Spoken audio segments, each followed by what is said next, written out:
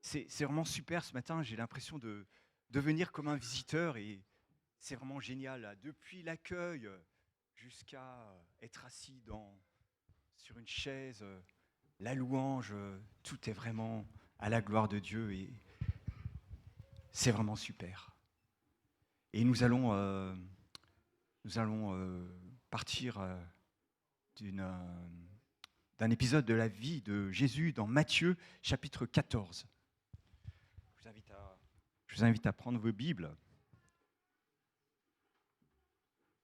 Matthieu chapitre 14, à partir du verset 10. Alors ne soyez pas surpris si je pars du verset 10, et vous comprendrez plus tard dans le message pourquoi. Matthieu 14, verset 10, mais c'est la parole de Dieu. Il envoya un soldat décapiter Jean-Baptiste dans la prison.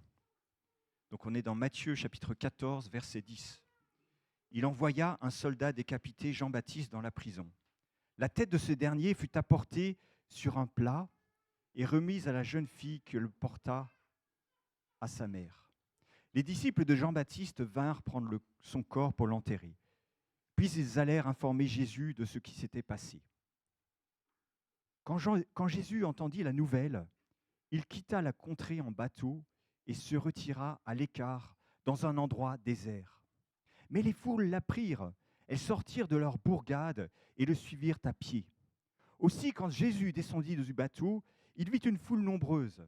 Alors, il fut pris de compassion pour elle et guérit les malades. Le soir venu, les disciples s'approchèrent de lui et lui dirent : « Cet endroit est désert et il se fait tard. Renvoie donc ces gens pour qu'ils aillent dans les villes voisines s'acheter de la nourriture. » Mais Jésus leur dit : « Ils n'ont pas besoin d'y aller. Ils n'ont pas besoin d'y aller. Donnez-leur vous-même à manger. » Mais lui répondirent-ils, nous n'avons ici que 5 pains et 2 poissons.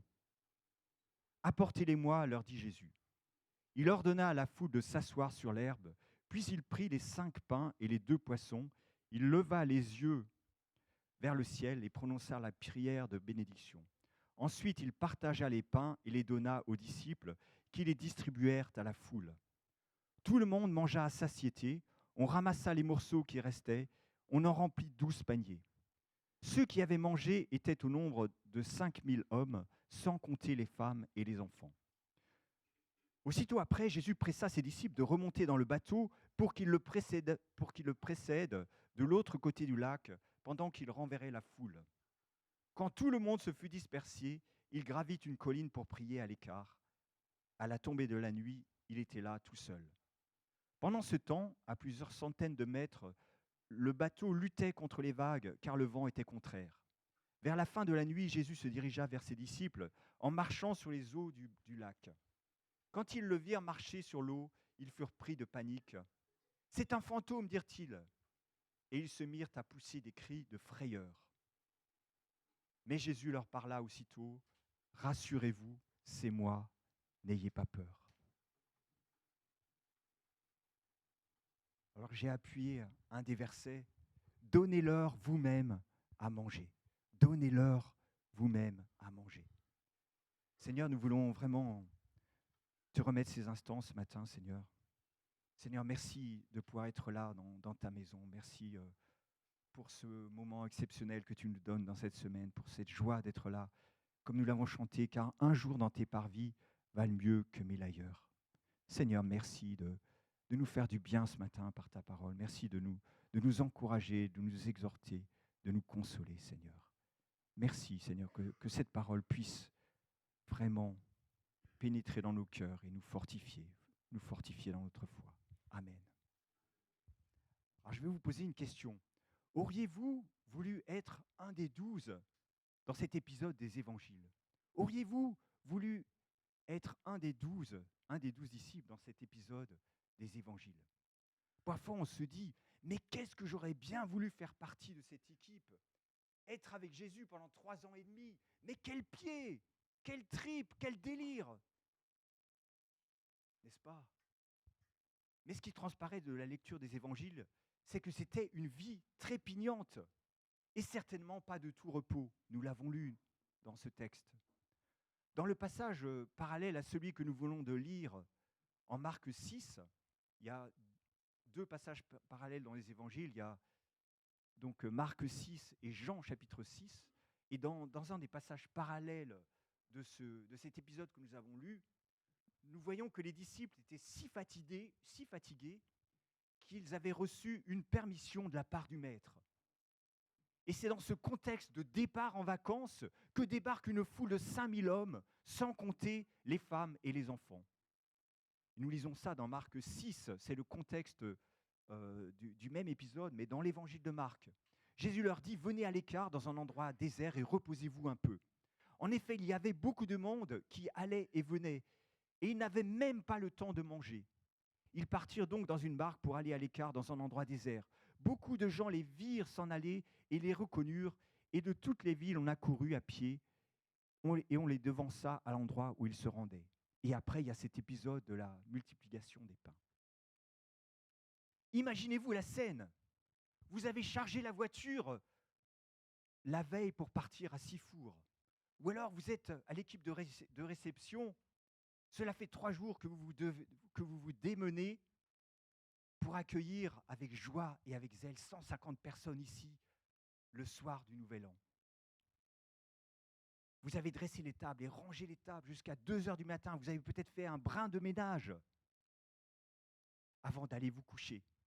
Bien sûr, vous vous êtes réservé le lendemain pour vous relaxer, pour prendre un peu soin de vous, ou alors pour partir à Sifour. Vous faites couler le café, vous ouvrez le volet en bâillant. Et là, que voyez-vous? Une file de gens agglutinés devant votre portail. 5000 hommes. Le village que j'habite, il ne compte que 3500 habitants. Mais là, il y a 5000 hommes, sans compter les femmes et les enfants. La file de gens s'étire dans la rue, sur des centaines de mètres. Elle est interminable. Ça y est, ils t'ont vu alors que tu cherchais à esquiver. Trop tard, tu veux fermer tes volets, mais c'est trop tard. Et toute cette foule affamée, là, n'attend qu'une seule chose. S'en prendre au point névralgique de ta maison. Et quel est le point névralgique de ta maison? C'est quoi le point névralgique de ta maison? Les ados, quel est le point névralgique de la maison? Le coin vital. La batterie de ton téléphone, non. Je vous donne un indice. Where is Brian? Brian is in the kitchen. Brian is in the kitchen. Alors là, il y a un temps, normalement, normalement. What is the nerve center of the kitchen? The fridge! The fridge! Tu le connais, ton petit frigidaire. Tu viens de le remplir avec amour la veille. En haut, tu as les barquettes de merguez. Au milieu, les yaourts et les laitages multiscore A. Tes crèmes Maminova à la vanille. Dans le bac à légumes, tes tomates bio. Dans la portière, ta petite boisson préférée pour le match de tout à l'heure.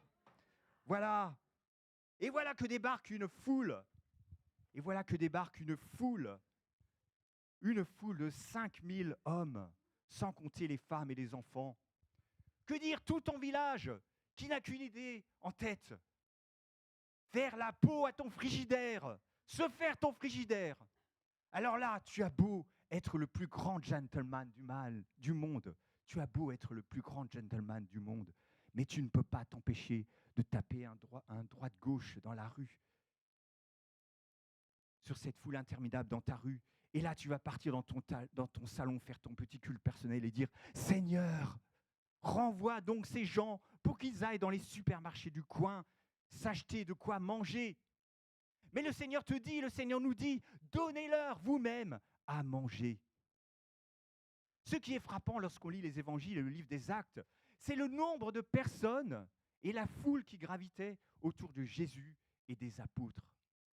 Cela contraste avec l'image que se font nos concitoyens du christianisme, qui dans l'esprit de beaucoup de gens est quelque chose de rabat-joie. Quelque chose de rabat-joie. Moi, j'aime me rappeler que le Jésus décrit dans les évangiles attirait les foules comme un aimant. Vous voyez ces immenses concerts de rock ou de variété, le soir du Nouvel An, ne vous êtes jamais vu, ne vous êtes-vous jamais imaginé organiser avec Patrice une sortie d'évangélisation avec une telle foule assoiffée d'entendre la parole de Dieu? Waouh! La vie chrétienne normale, c'est le titre d'un livre chrétien que j'ai jamais lu. La vie chrétienne normale ne doit-elle pas être orientée tout entière vers la mission et donc vers la croissance? Un grain en donne 100, dit Jésus, un autre 60, un autre 30. Allez, faites de toutes les nations des disciples. Alors là, moi j'aime cette théologie biblique de la prospérité. Ça bouge, ça bouge. Même si nous voyons dans un autre passage parallèle de Jean 6, 26, que cette foule suivait Jésus par intérêt. Jésus dit à la foule, après qu'il a été nourri, « Si vous me cherchez, ce n'est pas parce que vous avez compris le sens de mes signes miraculeux, non, c'est parce que vous avez mangé du pain et que vous avez été rassasiés. » Pourtant, Jésus était ému de compassion pour ces foules, et il a répondu à leurs besoins. Ça bouge, même si nous avons l'impression que parfois rien ne se passe dans le domaine de l'évangélisation, par exemple. Et on va afficher la première diapositive. Vous voyez, parfois, annoncer l'évangile, c'est semer un champ. Alors là, voilà, ce champ, apparemment, il n'y a rien qui se passe. Il n'y a rien, pas une seule verdure. On a l'impression que rien ne se passe. Il en est du royaume de Dieu comme d'un homme qui a répandu de la semence dans son champ. Voilà, on a semé et il ne se passe rien. Parce qu'il y a des saisons. C'est la loi des semailles et de la récolte. Mais que se passe-t-il? Que se passe-t-il en réalité? On peut mettre la diapositive suivante. Jésus ajoute dans ce passage, « À présent qu'il dorme ou qu'il veille, la nuit comme le jour, le grain germe et la plante grandit sans qu'il s'en préoccupe. D'elle-même, la terre fait pousser le blé, d'abord la tige, puis l'épi vert, et enfin les grains de blé remplissant cet épi. » Et on peut mettre la diapositive suivante. « Et lorsque le grain est prêt à être cueilli, l'homme y porte aussitôt la faucille, car la moisson est prête. » Samedi dernier, nous avons eu la plus longue assemblée générale ordinaire de l'histoire de l'Église protestante évangélique d'Arpajon, avec des rapports des différents ministères interminables qui montrent qu'une foule de plus en plus grande fréquente le 6 avenue de la division Leclerc. Les salles d'enseignement des enfants sont archi trop petites. 17 frères et sœurs participent à l'enseignement des enfants. C'est extraordinaire. Et savez-vous combien il y a d'enfants? Savez-vous combien il y a d'enfants dans les salles? Combien d'enfants sont enseignés? 72, c'est incroyable. 18 ou 19 personnes se sont jointes au cours pour prendre les eaux du baptême. Les sorties d'évangélisation ont lieu même par -2. Étampes, notre église fille, a ouvert. Et par tous les moyens, nous voulons qu'une foule nombreuse aussi fréquente cette église. Et je vous invite, je voulais vous inviter le 17 février à 15h. Il y aura un mini-concert au 17 bis rue des Deux Ponts. C'est un samedi après-midi à 15h. Et la foule doit attirer la foule. Et donc, si cet après-midi-là, vous n'avez rien à faire et si vous voulez encadrer l'équipe d'Étampes, vous pouvez être présent à 17h avec le groupe Evansdor. Le groupe Evansdor, c'est un nom de groupe parce qu'on nous a demandé un nom de groupe quand nous étions dehors pour la fête de la musique, un nom de groupe aussi quand nous allons intervenir dans les EHPAD. Mais c'est le groupe qui est plus spécialisé dans l'évangélisation. Et nous avons, enfin l'équipe d'évangélisation hier a distribué des petits flyers dans les rues d'Étampes. L'équipe réception tire la sonnette d'alarme. On est obligé d'ajouter des chaises. Devons-nous déménager ou aménager des locaux? Une équipe est en train de se constituer pour réfléchir aux solutions. Oui, parce que j'ai assisté un dimanche à quelque chose d'assez étrange. Il y avait Moïse qui voulait rajouter des chaises. Et l'équipe réception lui dit: «Non, tu ne peux pas rajouter des chaises, il va y avoir des problèmes de sécurité.» Et nous devons réfléchir avec la foule qui devient si grande. Comment faire? Comment faire? Et devons-nous vendre? Devons-nous aménager le haut? Devons-nous aménager le jardin? Qui attire tous ces gens? Qui attire tous ces gens? De notre passage, qui attirait tous ces gens? Qui voulait-il voir? Les disciples ou Jésus? Jésus, bien sûr.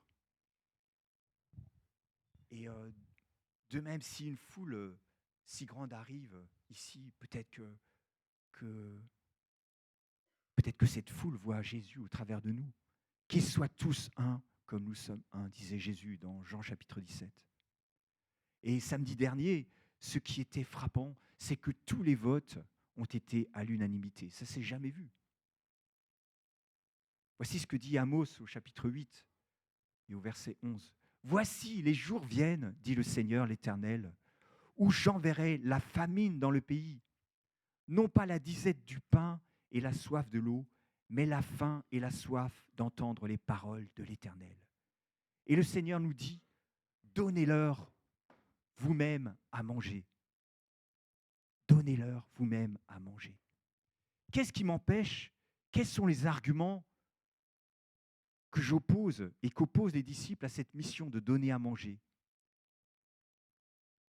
Quels sont les remèdes? C'est ce que nous allons voir en 5 points. Pourquoi est-ce que je ne me sers pas de ce frigidaire? Alors, la première excuse qu'on peut donner, bien sûr, c'est les circonstances de ma vie qui ne sont pas favorables. Alors là, j'ai une question à vous poser.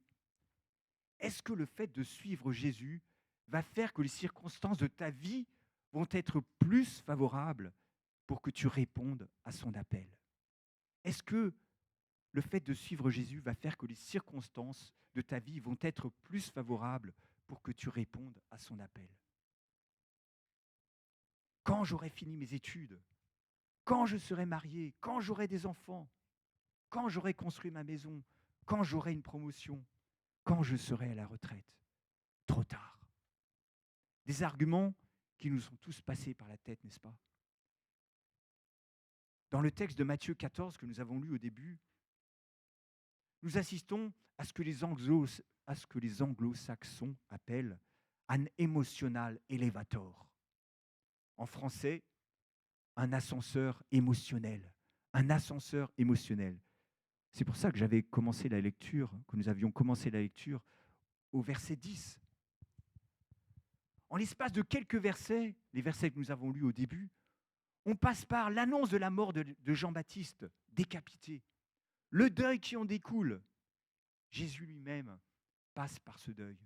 Lorsqu'il apprend la nouvelle, il veut se retirer dans un lieu désert, mais la foule ne tarde pas à le rejoindre.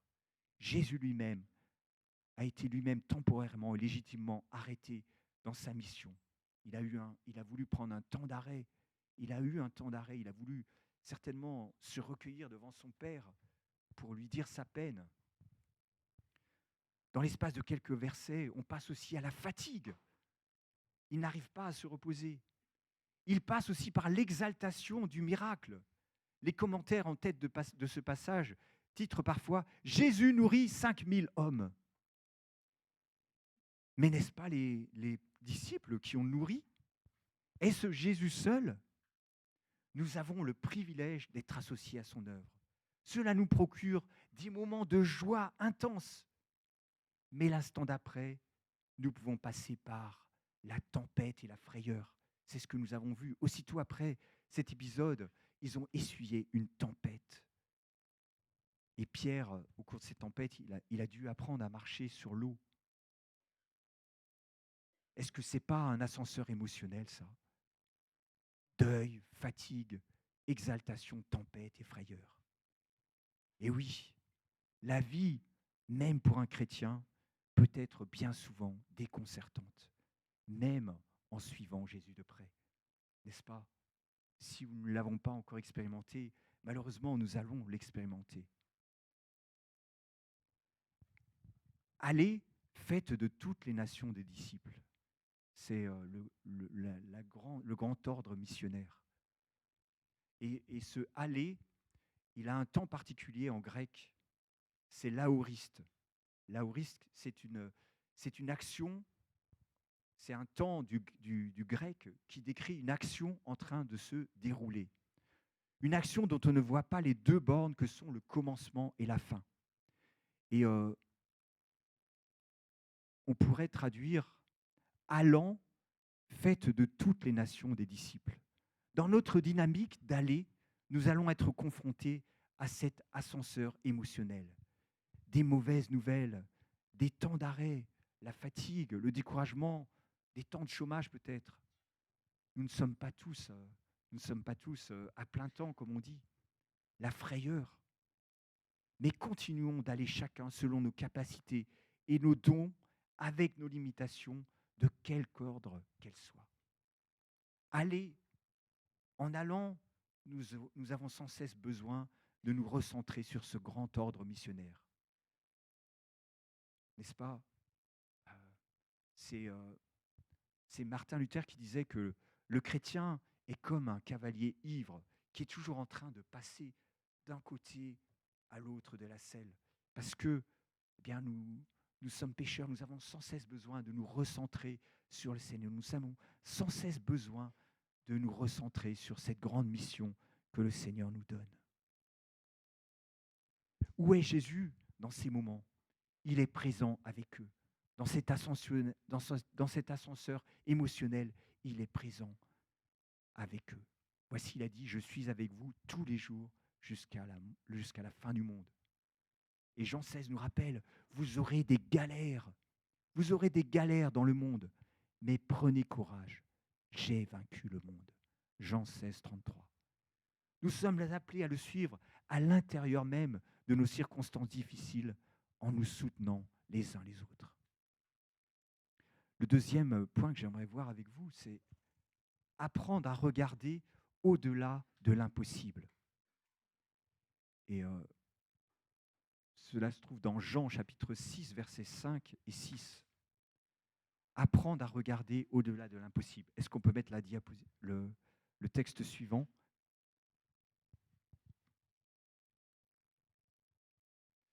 Ici, c'est un des passages parallèles de Matthieu 14, où on apprend des choses complémentaires sur la réaction des disciples à l'ordre de donner à manger.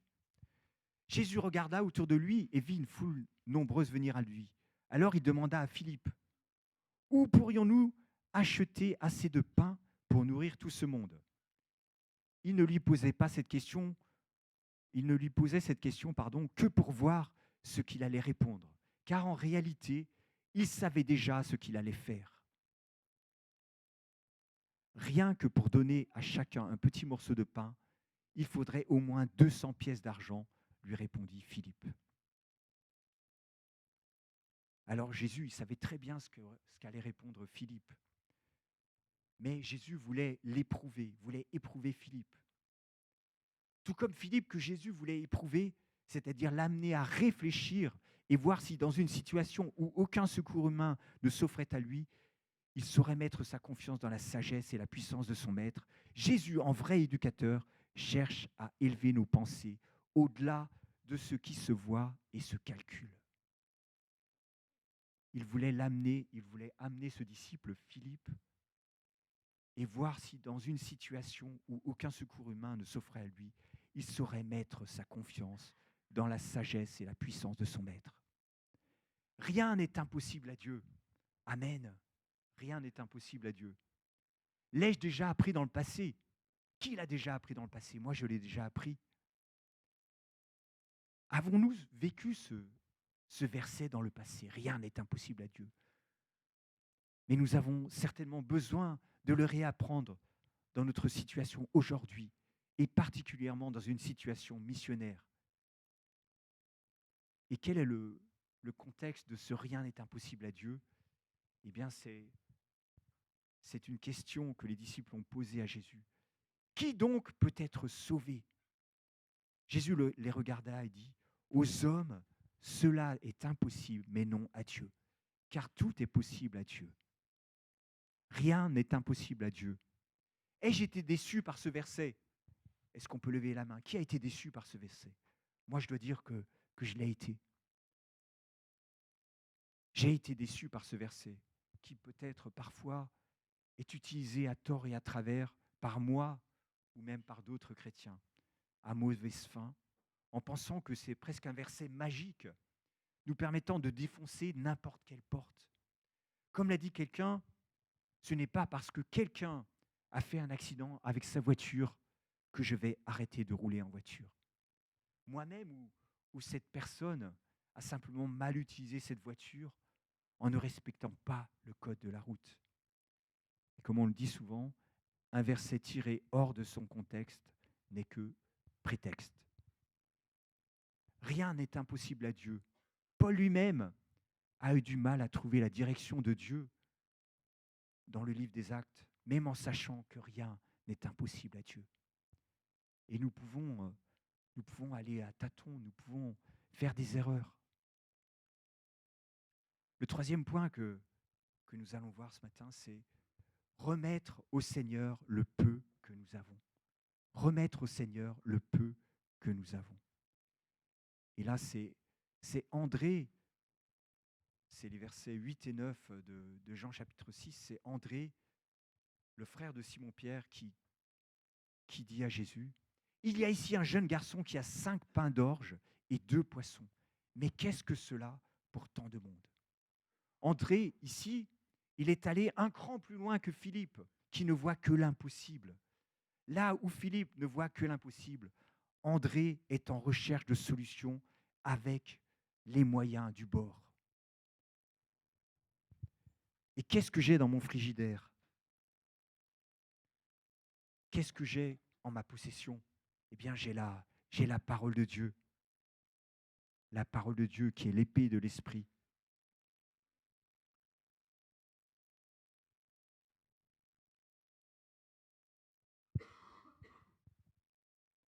L'Écriture nous rappelle que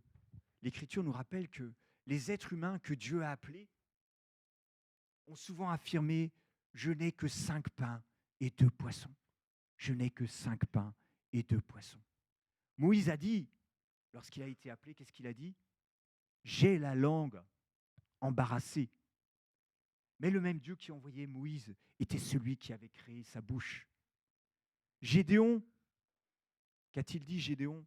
« Mon Seigneur, avec quoi délivrerai-je Israël? Voici ma famille est la plus pauvre de Manassé, et je suis le plus petit dans la maison de mon père. » Jérémie, qu'a-t-il dit?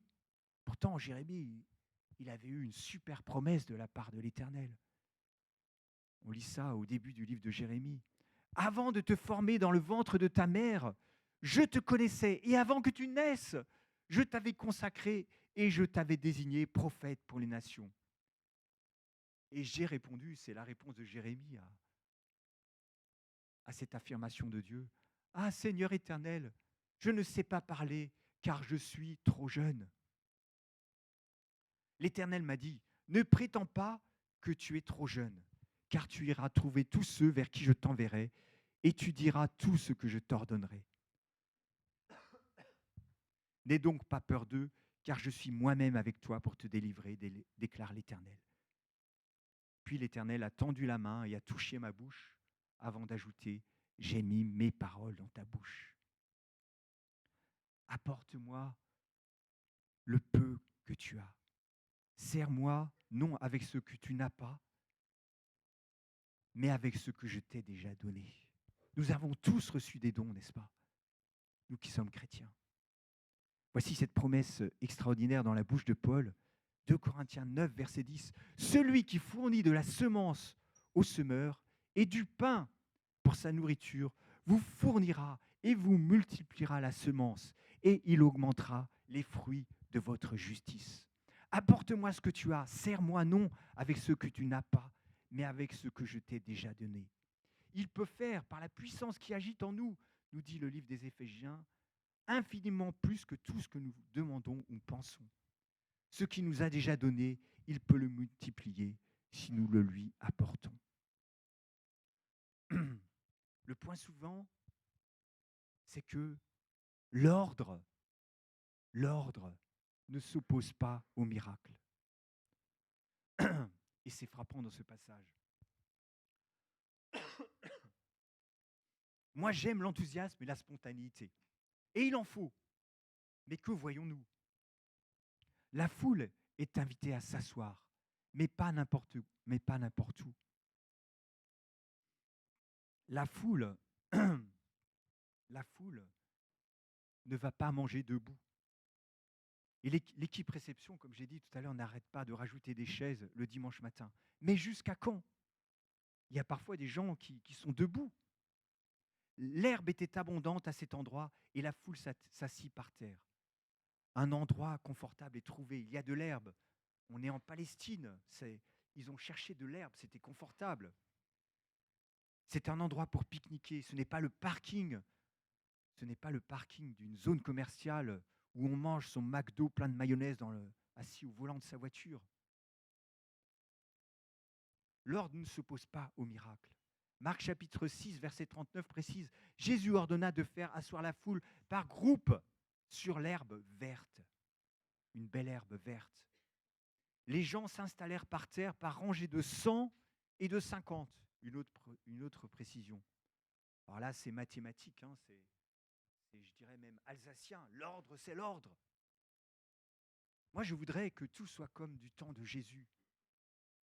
Il n'y a que le cœur qui compte, la spontanéité, l'enthousiasme. Chacun peut se proposer de faire ceci ou cela. On n'a pas besoin de l'Église et d'une hiérarchie. Merci. Mais ici, qui est l'instigateur de l'ordre? Nous avons déjà pensé tout ça. Hein. La spontanéité, la joie, se proposer pour quelque chose, c'est super. Mais qui est l'instigateur de l'ordre ici? C'est Jésus. Il ordonna de faire asseoir la foule par groupe. Dieu est un Dieu d'ordre et non de désordre. Et très tôt dans le livre des Actes, nous voyons que l'Église naissante, face à la croissance, a dû s'organiser.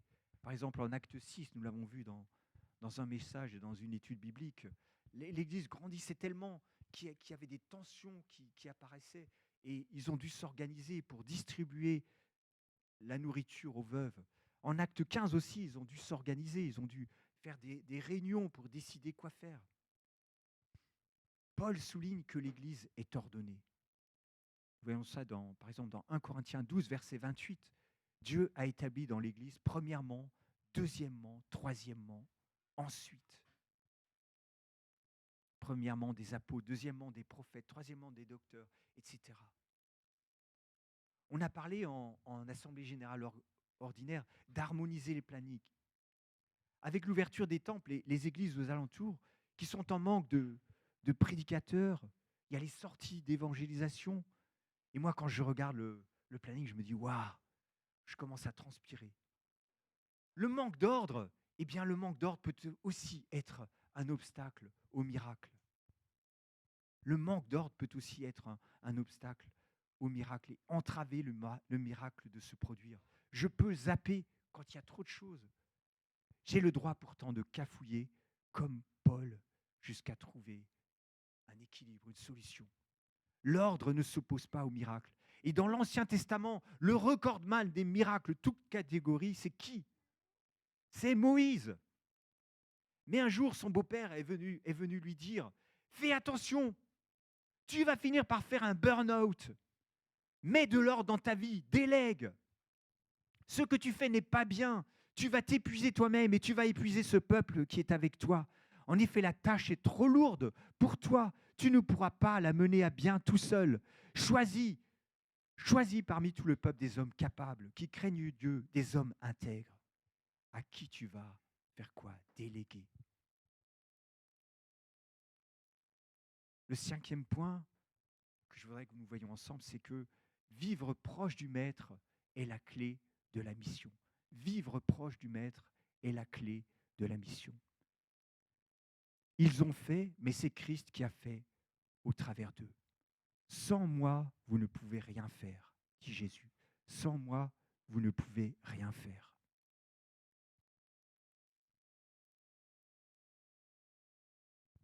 Et parfois, j'ai l'impression que nous vivons, excusez-moi du terme, une dissociation pathologique de Matthieu 28. Matthieu 28, c'est le grand ordre missionnaire. Et c'est une dissociation qui nous menace chacun. Lorsque Jésus, en Jean 6, commente ce miracle de la multiplication des pains, il dit ceci: si vous me cherchiez, ce n'est pas parce que vous avez compris le sens de mes signes miraculeux, non, c'est parce que vous avez mangé du pain et que vous avez été rassasiés. Et il ajoute au verset 27, travaillez non pour la nourriture périssable, mais pour celle qui dure pour la vie éternelle. Ailleurs, en Jean 4, Jésus affirme, ce qui me nourrit, c'est d'accomplir la volonté de celui qui m'a envoyé et de mener à bien l'œuvre qu'il m'a confiée. Alors voilà, disent certains, pour être nourri, en prenant ces textes que nous venons de lire, pour être nourri, pour être en forme spirituellement, il faut travailler à l'œuvre de Dieu, suivre sans se poser de questions, le grand ordre missionnaire. Allez, faites de toutes les nations des disciples. Voilà, bosse, travaille, et tu vas voir, celui qui arrose sera lui-même arrosé. Le cœur, le secret pour mener une vie abondante, c'est d'aller. C'est ça la vraie nourriture, c'est le cœur, c'est ça qu'il faut comprendre. D'autres, en revanche, vont prendre le même passage de Jean 6 et lire le verset qui suit. Que devons-nous faire pour accomplir les œuvres de Dieu, que Dieu attend de nous, lui demandèrent-ils encore.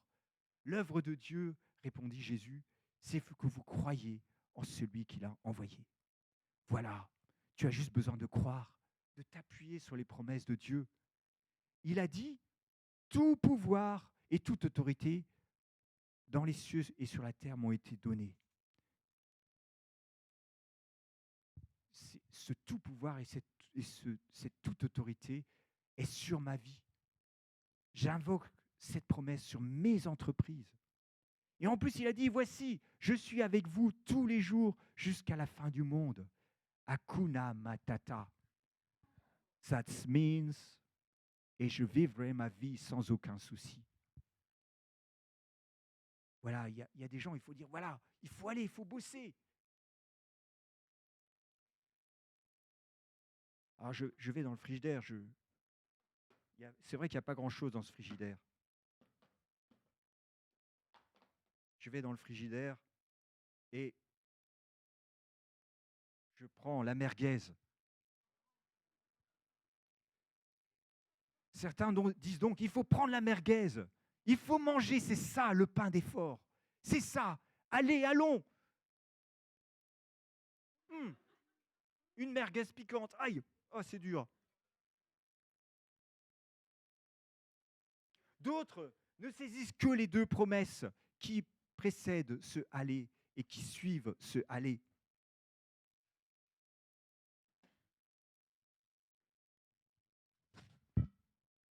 Les deux promesses qui suivent ce aller, c'est quoi? À ma droite, tout pouvoir et toute autorité m'ont été donnés dans les cieux et sur la terre. À ma gauche, et voici, je suis avec vous tous les jours jusqu'à la fin du monde. Je n'ai besoin que de ces deux tranches de pain. Du pain brioché, c'est un peu sucré, ça manque de piquant. Ah, une autre promesse, un peu sec. Je préfère le pain complet. Mais en réalité, ces trois choses, eh bien, ils ne forment qu'une seule.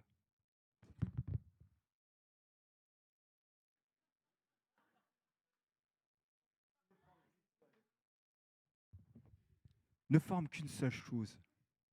La mission mondiale de l'Église découle de l'autorité universelle de Christ. Celui qui nous a dit « allez »,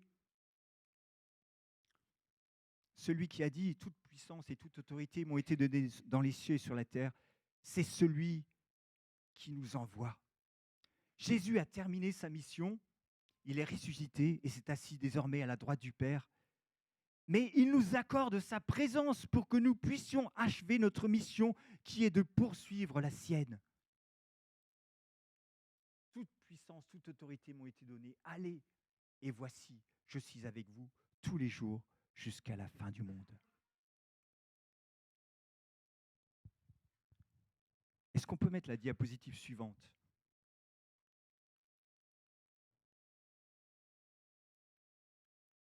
What's that? Quelqu'un a fait remarquer que Jésus n'avait aucune stratégie particulière lorsqu'il annonçait la bonne nouvelle de Dieu. Si on étudie les évangiles pour savoir si Jésus avait une stratégie d'approche pour évangéliser les gens, on s'aperçoit qu'il n'en avait aucune. Il commençait tout simplement là où les gens se trouvaient. Nous le voyons dans le texte de Matthieu 4. Dans ce texte de Matthieu 4, il vit une foule nombreuse. Alors, il fut pris de pitié pour elle et guérit les malades. Et si nous prenons au sérieux l'évangélisation, nous ne devons pas avoir peur de côtoyer des gens qui ont de nombreux problèmes. Ici, le problème de cette foule, c'était quoi? Qu'elle avait faim. Ici, le problème de cette foule était la faim. Cette faim peut être effectivement la faim que beaucoup de gens rencontrent dans le monde. Mais par extension, on peut y voir les afflictions qui chargent les cœurs. Et en accueillant ici dans l'Église une foule, nous ne devons pas avoir peur, à l'image du Christ, de côtoyer des gens qui ont de nombreux problèmes. Jésus a dit quoi en Matthieu 11? Venez à moi, vous tous qui êtes fatigués et chargés, et je vous donnerai du repos. Prenez mon joug sur vous et recevez mes instructions, car je suis doux et humble de cœur, et vous trouverez du repos pour vos âmes, car mon joug est doux et mon fardeau léger. Avez-vous remarqué ici, dans le passage que je viens de lire, qu'il est question ici de deux fois charger, une fois se décharger et ensuite se charger. Il y a deux fois le mot charger. Il est question de se décharger de ce qui pèse pour se charger du joug du Christ. C'est un deal. Et ce deal rejoint le sandwich à la merguez de tout à l'heure. Tu viens au Christ tel que tu es et tu vas trouver du repos. C'est indéniable. Et les gens qui découvrent le Christ découvrent qu'il est celui qui donne du repos, celui qui donne la vraie paix. Lorsque nous venons à lui, nous l'avons tous expérimenté. Et vous savez quel est l'un des slogans de notre Église? Jésus t'accepte tel que tu es, mais il ne veut pas que tu restes tel que tu es. Tu découvres que tu peux te décharger, que tu peux ouvrir ce frigidaire pour manger, mais après, il veut nous apprendre à l'ouvrir aussi pour nourrir les autres, les enseigner ainsi à observer tout ce que je vous ai prescrit, chacun avec les dons qu'il nous a donnés. Et ainsi, nous trouverons le repos de nos âmes. Et quel est donc le joug dont il est question dans ce passage de Matthieu 11, de Matthieu 11, oui. Le joug, c'est ça. On dirait un instrument de torture, n'est-ce pas? Un truc horrible du temps de l'Inquisition. Est-ce qu'on peut mettre la diapositive suivante? En fait, le joug, c'était quoi? C'était une pièce de bois qui servait à faire travailler deux bœufs ensemble. Il y avait un bœuf qui mettait son cou là-dedans et l'autre bœuf mettrait son cou de l'autre côté.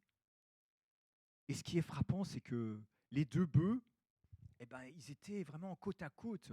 Ils étaient vraiment dans une proximité que naturellement ils n'auraient pas. Parce que deux bœufs ensemble, ça peut faire des histoires. Est-ce qu'on peut mettre la diapositive suivante? Le joug est une pièce de bois permettant d'atteler deux animaux de trait en exploitant au mieux leur force de traction. Le joug s'emploie généralement avec des bovins, parfois des chevaux, et se place sur la tête ou sur le garrot. Le joug a donc deux places. Que veut donc dire Jésus par l'image du joug? Est-ce qu'on peut aller une diapositive en arrière? Il y a une place pour moi et pour toi. Et qui prend l'autre place? Jésus. Le Christ avec lequel tu formes un seul et même attelage pour accomplir une seule et même tâche, labourer le champ du monde. On peut remettre la diapositive suivante.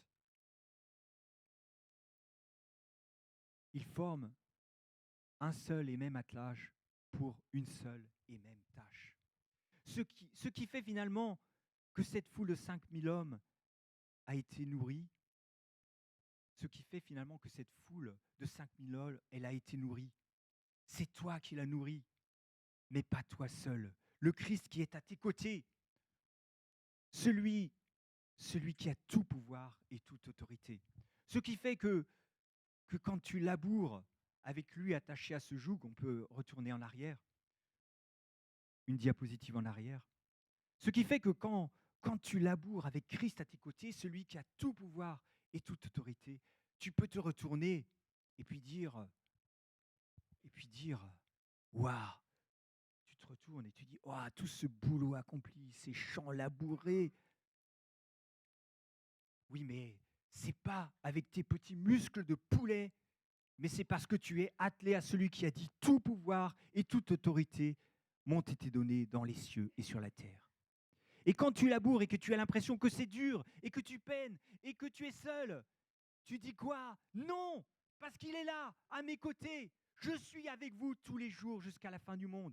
Naturellement, le Christ et Dieu, ils sont dans l'imaginaire collectif, loin, loin, loin. Mais quand tu travailles avec le joug du Christ sur toi, eh bien, il est aussi près de toi que ça. Une proximité. Je suis avec vous tous les jours jusqu'à la fin du monde. Ce qui est impressionnant avec l'image du joug, c'est la proximité des deux bœufs, des deux travailleurs. En prenant le joug, tu te mets automatiquement dans une proximité avec le maître que tu n'aurais pas de quelque autre façon. Prendre le joug du Christ sur nous, c'est former un seul et même attelage pour accomplir une seule et même tâche. Et la bonne nouvelle, c'est que ce joug est doux et ce fardeau léger, car il est avec nous tous les jours jusqu'à la fin du monde. Alors en prenant son joug sur nous, nous trouvons le vrai repos. Même devant le challenge de nourrir une foule de 5000 hommes débarqués chez moi le 1er janvier à 10h du matin. Amen.